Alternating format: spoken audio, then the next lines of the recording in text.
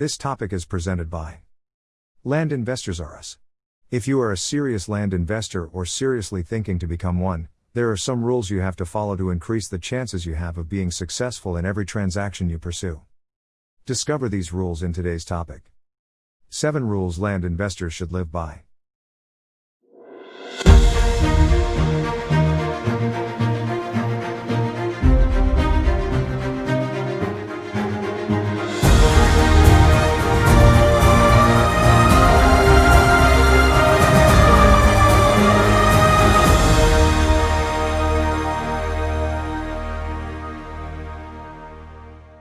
Have you heard of someone who became rich after buying land?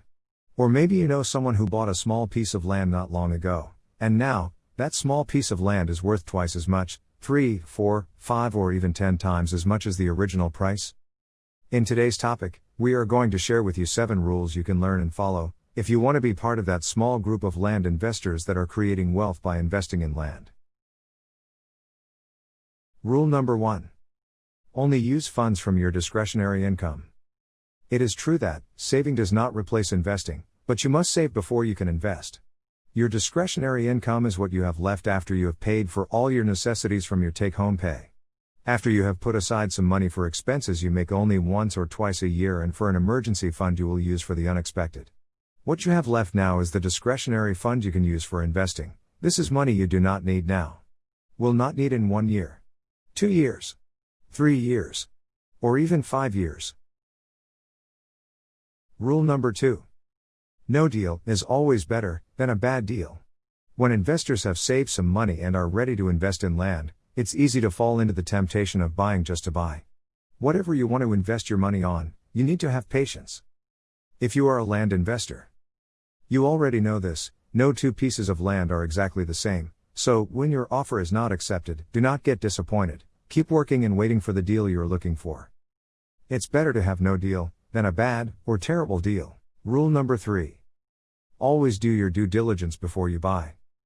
Drive around the property and check all details. Do not rely only on aerial maps, street view images or someone's word.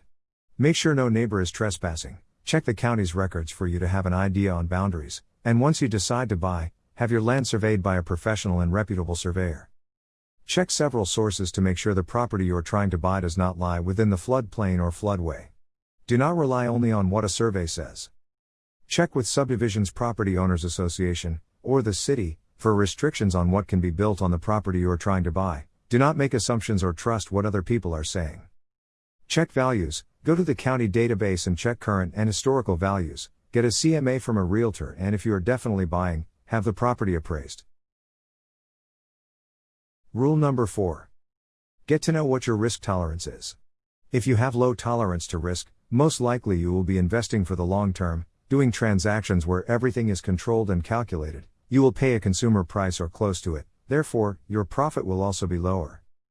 If you have medium or moderate tolerance to risk, you will be engaging in transactions like low-risk investors, but also other riskier transactions in less than long-term and less controlled and calculated transactions, and definitely making higher profits than low-risk investors, while at the same time getting more exposure to losses. You will be able to mitigate the exposure to losses by increasing the due diligence on the transactions you engaged. If you have high tolerance to risk, you will be investing in transactions like those of low and medium risk tolerance investors, but also pursuing short-term investments where there are few controls. It's harder to calculate with accuracy, but with the rewards of short-term profits as well. Your exposure to losses is much higher, so your due diligence has to be more rigorous and involved as well in order to mitigate the risks of losses. So, do you know what your risk tolerance is? Rule number 5. Land investment is for the long term. No matter what type of risk tolerance you have to keep in mind that land investment is for the long term. The longer you wait, the better. Do not get afraid to buy a piece of land that is located in an undeveloped area. If after doing your due diligence it's clearly a good investment, buy it. You may find a city block in a small town that is undeveloped. That means no roads, no sewer systems in place, no utilities for the moment. But remember, it's for the long term. If the town is growing, it's just a matter of time for this piece of land to accrue in value. So, how long are you willing to wait? Rule number 6. Build your team. In order to be successful, you need to get a group of professionals that will support you in every transaction you will take on. You will always need a realtor, Not just a realtor, but the best realtor you can find, the one that really looks for the best interest of clients whom realtor represents. A land surveyor. Land surveyors are not very easy to find, so getting to know land surveyors in the areas where you are buying land should be part of your overall strategy. A banker.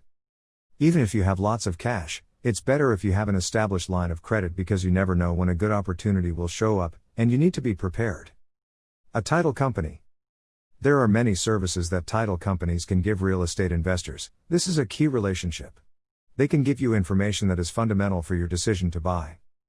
A real estate attorney. From time to time, you may have a problem of boundaries with a neighbor that is not willing to resolve, and your only resource is to hire a real estate attorney. And good relationships with county appraisal district officers and property managers. From protesting property values to understanding zoning issues, you'd better get to know appraisal district officers. When you buy property inside a subdivision, property managers are very helpful with answering questions about deed restrictions.